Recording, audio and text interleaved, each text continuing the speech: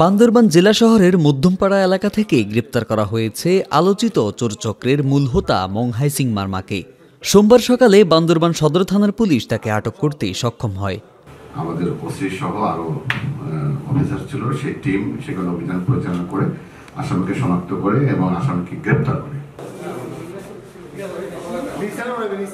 গ্রেপ্তারকৃত মং হাইসিং মারমা জেলার মধ্যমপাড়া এলাকার মং বোয়াই মারমার ছেলে।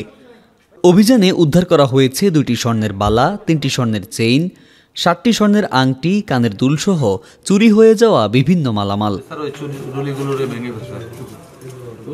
গত 20 ডিসেম্বর মধ্যমপাড়া এলাকায় চুরির ঘটনা ঘটে, যার অভিযোগের পরিপ্রেক্ষিতে পুলিশ অভিযান চালায়। এ ধরনের অভিযান ভবিষ্যতে অব্যাহত থাকবে বলে জানান পুলিশ সুপার।